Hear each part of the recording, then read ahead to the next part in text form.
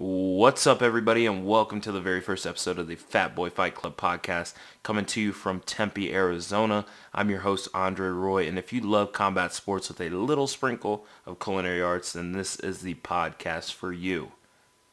To start things off, I'll tell you a little bit about my background. I started wrestling in the 8th grade, and after I finished high school, I decided I didn't want to wrestle in college, and instead I decided to become an MMA fighter. I compiled a 3-2 amateur record before deciding to pursue my other passion, which was food. I went to culinary arts school and became immersed in the chef life. I met my beautiful girlfriend who was a teacher, and she convinced me to give teaching a try. Fast forward about 2.5 years, and here I am as a culinary arts teacher and wrestling coach at a local high school. So I guess you could say things went full circle. But hey, enough about me. Let's talk about what this podcast will bring to you on a weekly basis. Every week, it'll be my goal to bring you fight updates, event previews, and event results from all over the combat sports world. Along with talking about everything combat sports, I'll be doing interviews with fighters, coaches, and athletes from all walks of life. And it wouldn't be a Fat Boy Fight Club if we didn't add a flair of food. Maybe each week I'll give you a little recipe that you can try at your next fight party, something fun like that. All in all, my goal is to bring you the best, most interesting, informative combat sports podcast on the internet. So, let's get this show on the road. Let's start off by talking about the Bellator fights that happened this past Tuesday over in Japan, which was main evented by two Pride legends, Fedor Emelianenko and Quentin Rampage Jackson. The night started off with Goiti Yamaguchi submitting Darren Cruikshank via RNC halfway through the first round. Earlier in the week, Darren Cruikshank actually had released a somewhat racist video about the Asian culture. He was walking through like a dog, I believe it was like a dog pet store, and he was making comments about Asian people eating dog meat and things like that. Just really distasteful stuff, so a lot of people were happy to see him get submitted in the first round, myself included. I'm just going to throw that out there. The second fight of the night was between Kana Watanabe and Alara Joanne. The fight was somewhat back and forth until Watanabe took top position and pounded out Joanne with less than 25 seconds left in the fight. All in all, I thought it was a pretty interesting fight. Really back and forth, but I thought that Joanne wore out towards the end, and Watanabe was able to successfully defeat her. She took home the first win for Ryzen that night on the main card, so it was pretty interesting. The third fight of the night produced the best performance for any fighter on the card, with Lorenz Larkin absolutely dismantling Keita Nakamura. His fast and precise striking had really just took over the fight. It was kind of a one-sided ass whooping, to be completely honest, and he took the unanimous decision over a 49-fight veteran, the king of the RNC, in Nakamura. That brought Bellator to 2-1 for the night, so that was pretty good. Also, we got to see MVP in action as he crushed another can within 2 rounds. I truly believe that Michael Venom Page is a very talented fighter, but I truly need to see him face some real competition and defeat top competition before I hop on the train. A fight that kind of interests me is him versus Lorenz Larkin. I think that would be a great next matchup to see where he sits within the stacked Bellator welterweight division. Rory McDonald just left the PFL. Douglas Lima is the man, and he has been whooping everybody. So, yeah. I mean, you got some up-and-comer guys like Ed Ruth, Neiman Gracie, who MVP, I think would do really well in the striking realm with those guys, but grappling, he got taken down by Paul Daly, so I'm just going to throw that out there. That shows you his grappling credentials. In the co-main event, we saw former Bellator lightweight champ and all-around badass Michael Chandler facing off with the relative newcomer to the Bellator organization, Sidney Outlaw. The fight was pretty one-sided, with Chandler starching Outlaw with a straight right only 3 minutes into the first. In a post-fight interview, he said that he wasn't truly worried about where Pitbull was going to be at and the title right now. So a fight that truly interests me right now would be with Benson Henderson. I'd love to see them run that back. Benson Henderson's coming off a pretty clear-cut decision over Miles Jury back in Bellator. I think they fought over in Ireland. So that's a fight that I'd love to see, is them run it back. I think they fought maybe 3 or so years ago with Michael Chandler taking the unanimous decision over Bendo. So I'd love to see them run that back. Just throwing that out there. If any Bellator head honchos are listening. And in the main event of the night, you had two of the most popular Pride stars of all time, Fedor Emelianenko facing off with Rampage Jackson. The biggest thing coming into this fight, I thought, was Rampage at 265. And when he got in the cage, I was not surprised when I saw how rotund he looked and out of shape. Fedor looked like Fedor, just like how he usually does, a little soft around the midsection, but he's been looking like that since the early 2000s in Pride, and he's been beating everybody's ass. So that's what he continued to do when he put Rampage out in about 2 minutes. Yeah, it was classic Fedor. Hit Rampage with the right hand and put Rampage face down for the first time since, I think, Wanderlei kneed him into oblivion back in Pride. After the fight, Rampage said that he plans on dropping back down to light heavyweight, which I believe would be the best decision that he could make. But I heard that he has some health issues, so I don't know if the cut's going to be super overwhelming on him. But let's hope that we see Rampage Jackson back at light heavyweight. Fedor, I don't know if he's going to fight ever again. So if this was a way to go out, I mean, he put Rampage on his face. So thank you for a great career if this is your last one. And if you decide to come back, I'd like to see him face Czech Congo. That'd be a fun one. All in all, I thought the fight card was good. The fighters that I thought would win won. And it was another well-produced Bellator show. But let's switch gears and talk about the upcoming PFL card that happens on New Year's Eve in New York City at Madison Square Garden in the Hulu Center.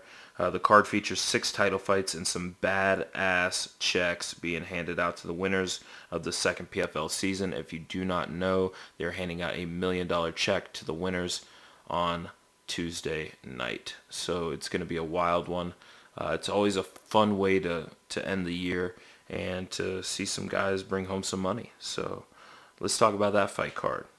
In your first fight on the main card, I know the prelim features Brendan Laughlin.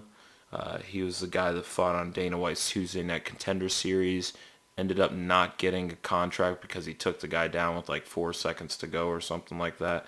Dana White decided not to award him a contract. So then he went out shopping. Bellator didn't pick him up, but the PFL did. And yeah, he's fighting on that card.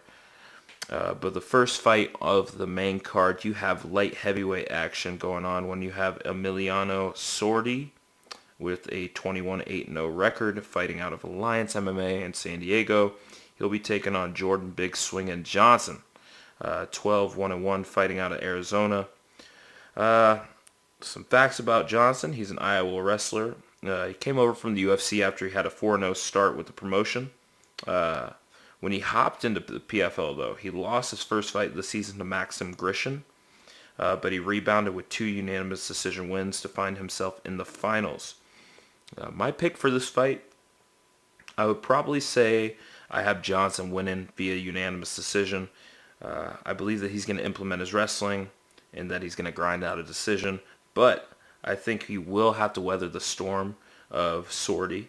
I think that he's going to come out guns a-blazing, but Johnson's wrestling, I truly believe, will just be too much, and he's just going to grind him out. That's what I feel like is going to happen. In the second fight of the night, you have Lance Palmer, who actually won last year's tournament. And to be honest, this is kind of an interesting fight because he actually defeated his opponent, Alex Gilpin, in his last fight. Gilpin sitting at about 14-3 for his overall record. Lance Palmer defeated him last fight. I feel as though Gilpin's only chance for this fight actually coming down in his favor would be to catch Palmer in a submission or something like that. I have Palmer running straight through him on his way to another title and another big ass check. That brings us to the third fight of the night on the main card. You have Natan Schultz, who actually won last year's title and the $1 million check. He has an overall record of 19-3-1. He's going to be taking on Loik Radshabov. He has a record of 13-1-1. He defeated Chris Wade via unanimous decision in his last fight. Kind of a funny viral video that went on was his corner like Triple H spitting in his face with water in between rounds. It was kind of interesting. My pick for this fight, I feel as though Schultz is the more well-rounded fighter, and I truly think that he's going to take this with probably a unanimous decision. In the fourth fight of the night, we have two decorated wrestlers with Jared Rosholt taking on undefeated Ali Isaev for the heavyweight title. Rosholt's actually riding a 3-fight win streak that includes a TKO victory over Mo DeReese back in October. I think with both of these fighters being good wrestlers that we could actually be in for a slugfest. If you guys saw Colby Covington versus Kamaru Usman, two really decorated wrestlers, just slugged it out for 5 rounds. I don't think this is going to last 5 rounds. I think Asayev has the better wrestling out of the two and actually has the better striking out of the two. So I'm going to go with Asayev winning by 3rd round TKO. In the fifth fight of the night, you have Ray Cooper III coming in with a record of 19-7-1, taking on David Mashad, who comes in with a record of 18-5-0. Quick little backstory on Mashad, man. He's coming into this fight on a 3-fight win streak. He lost his first fight in like 17 seconds via body kick from Sadibusi. That was kind of interesting, but he came back strong and is actually on that 3-fight win streak, which includes some impressive victories. A good knockout in his I believe it was his second fight on this 3-fight win streak.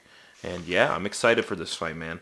I've trained with Mashad at the MMA lab in Glendale, and I just know how tough he is, man. And that being said, I think his toughness and his cardio will be the determining factor in this fight, and I have him edging out the decision over the powerful Hawaiian, Ray Cooper III. And then in the main event, you have a lightweight women's world title fight. You heard it right, 155-pound women's title fight. You have 2-time Olympic gold medalist Kayla Harrison, who is 6-0 in her MMA career, taking on Larissa Pacheco. Pacheco is a UFC veteran. She comes in with a record of 13-3. Harrison has already beaten Pacheco earlier in the year by decision, and she's actually visibly upset that she actually went to a decision with her and that she couldn't finish Larissa. So I believe that being said, she's going to come out like a ball of fire looking to beat the crap out of Pacheco this time. And I think she's going to try and make a statement. She's main eventing a big New Year's Eve card on ESPN2, and I truly believe that she's going to go out there and she's probably going to get it done. I think that she's going to get it done by submission, and if I had to choose a round, I would say probably around the 3rd round. I think this fight card is a wonderful way to end out this year for MMA events, and yeah, PFL is doing something special over there, man. They truly are. I believe that PFL is rivaling Bellator and the UFC right now. They're getting good coverage on ESPN. They're paying their fighters really well from what you can see online with the payouts. So it's just another big organization for people to go to and for these youngsters to want to get in and be in that organization. So it's always good to have big businesses in competition with one another and spots where these fighters can go and get paid. Yeah, so I think the PFL is doing something special, and I'm excited for this fight card. Super pumped for this fight card. On the next episode, I'll probably tell you the review of the event, and hopefully my picks are on point, so I don't get too much backlash in the comments. But we're going to jump into the next thing that I want to talk about on the podcast, and that is recently announced MMA fights for you guys to be excited for. Right now, I follow this one, I think it's UFC Fight Alerts on Instagram, and that's where I'm getting a lot of these. And the first fight that actually caught my eye was the other day. I was on there and I saw that Khalil Roundtree is set to face Sam Alvey at UFC Columbus, Ohio on March 28th. Man, from what I've seen with Khalil Roundtree, his last fight, he came out pretty tough and then ended up getting beat. But when he fought Eric Anders, he looked like a world beater. He's over there in Thailand, working over there and doing his Muay Thai stuff, and he comes out now looking like a traditional Thai fighter, and he is super powerful. He's probably one of the most powerful 205ers that I've seen in a long time, and he looks like a scary ass dude, man. But facing him is going to be smiling Sam Alvey. Sam Alvey has a dynamite left hand, and yeah, I'm excited for this matchup. Sam Alvey always goes out there and puts on a hell of a show, and Khalil Roundtree is just fun to watch, man. So if I had to give a prediction on this fight, I would probably go with Khalil Roundtree winning it by knockout in the second round, maybe. But who knows? This is the fight game, and anything can happen. The next fight that has me ready to go and super pumped is actually Greg Hardy versus Jorgen De Castro. If you guys can recall, Jorgen De Castro is coming off a starching of Justin Tafa at UFC 243. That was down under in Australia when Stylebender fought Robert Whittaker, and it was a wild first fight of the main card. Jorgen De Castro has dynamite in his hands, but on the flip side, so does Greg Hardy.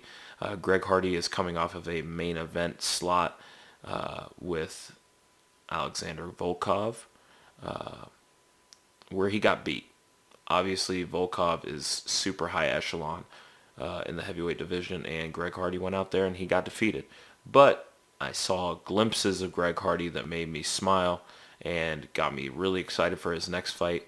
This fight with De Castro is going to be bananas because each of these guys has dynamite in their fist.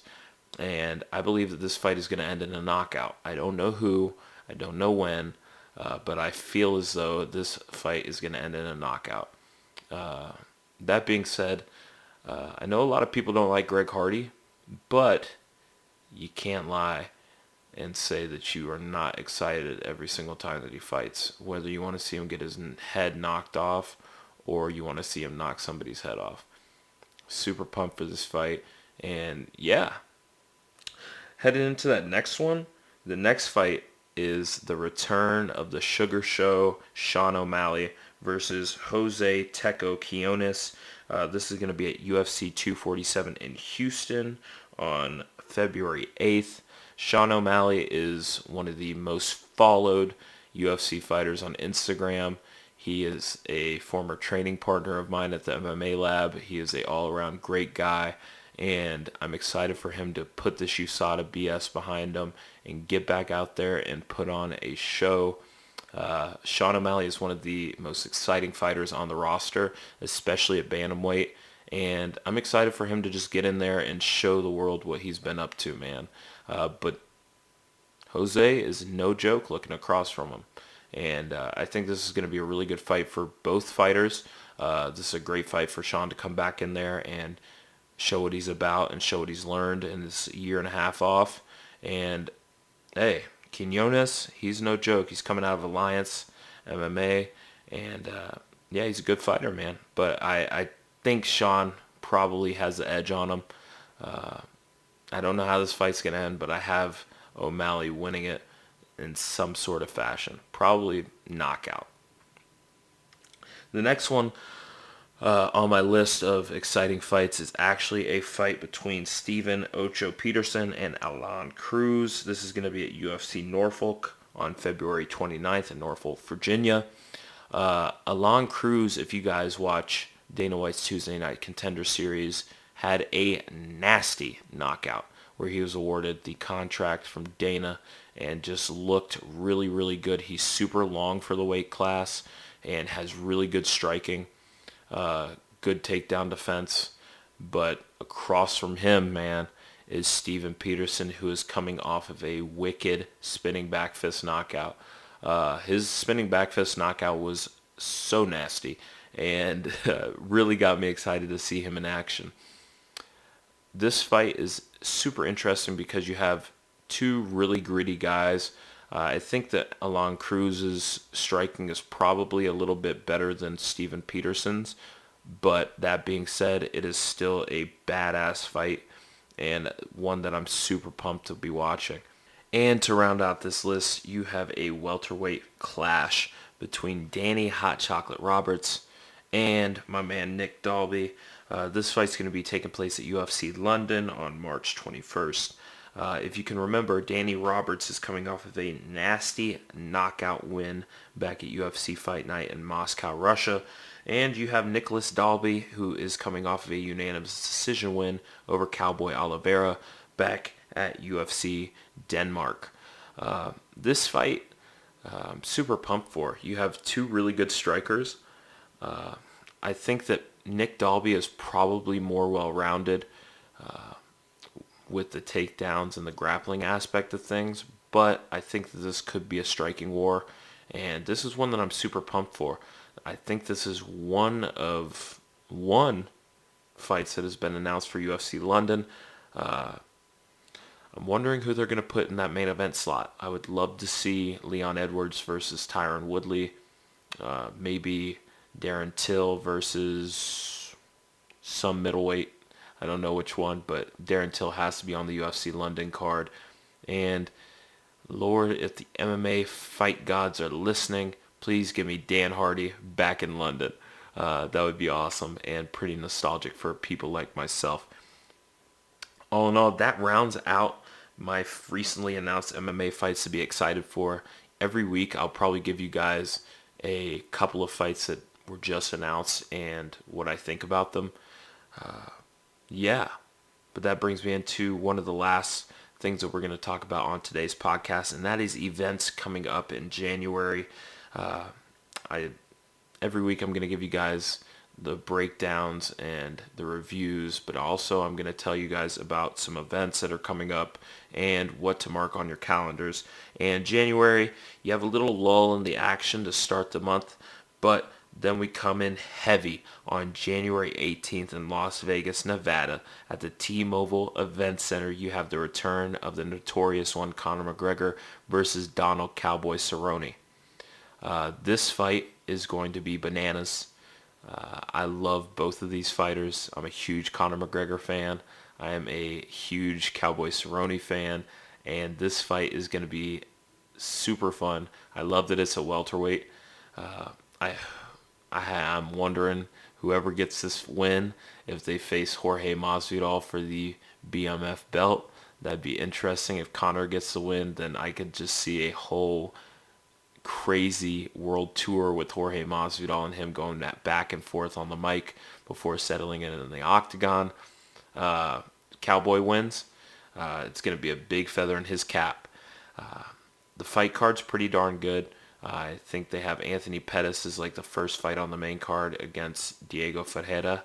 And yeah, that's another fight on the card that I'm looking forward to. I know the co-main event is Holly Holm versus Raquel Pennington. Kind of a weak co-main event. I'm just going to throw that out there.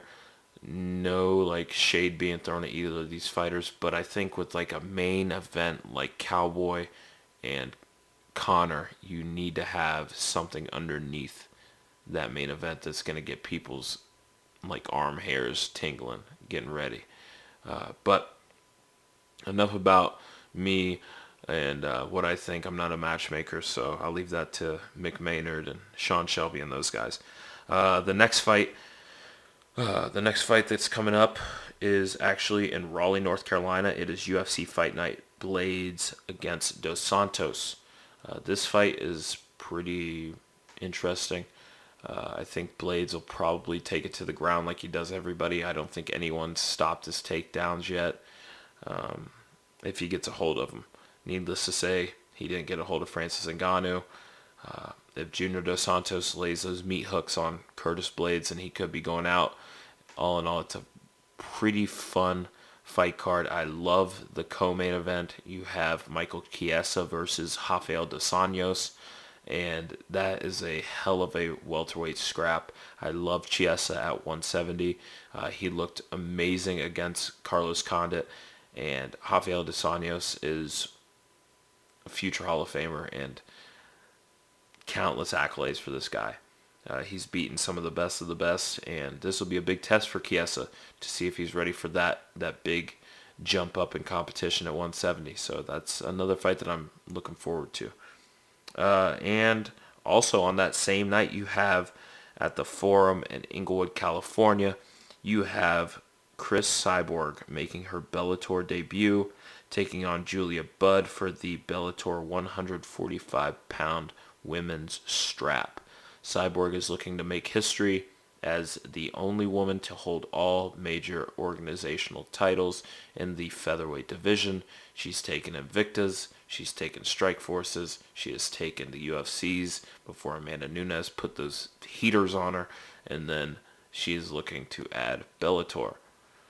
Man, I love watching Chris Cyborg fight. Amanda Nunes starched her. It is what it is. It doesn't take away from the history of violence that Cyborg brings.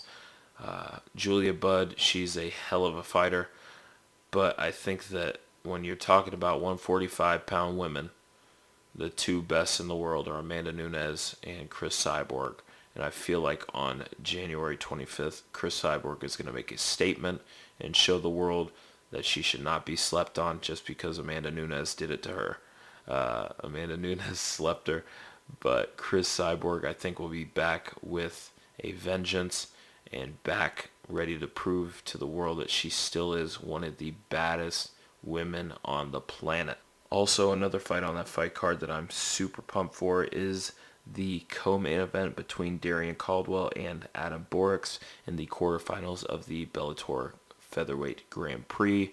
We saw AJ McKee move on from the quarterfinals earlier in the month, so this should be a fun fight between an undefeated prospect in Borix against a former world champion at 135 and Darian Caldwell. I think Caldwell's wrestling is going to be implemented really good in this fight, and I'm just excited to see it, man. All in all, January should be a fun month for MMA fans with the return of the Notorious One, and you have Cyborg returning to the cage later in the month. Plus, you have some heavyweight bangers in the middle.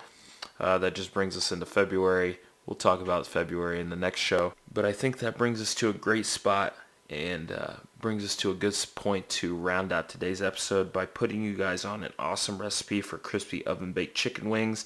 I'm not going to bore you guys by reading you the recipe word for word, but you can check out the recipe link in our Instagram bio. Please follow us on all social media platforms at Fatboy Fight Club for daily updates about the Fatboy brand and upcoming posts. I might sprinkle in some fight news in there, give you guys some hints on who we'll be bringing onto the show. I plan on really pushing this brand, not only on podcasts, but also on YouTube and Instagram and Facebook and Twitter.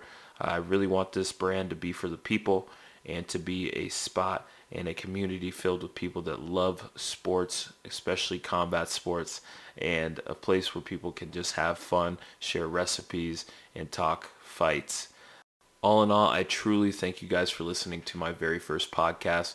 This is the Fatboy Fight Club podcast. I will be coming back to you next week.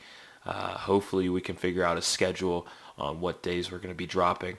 I might drop every single Monday. I might drop on Tuesdays. We'll see where we get. But thank you guys so much for listening, and tune in next week. Peace.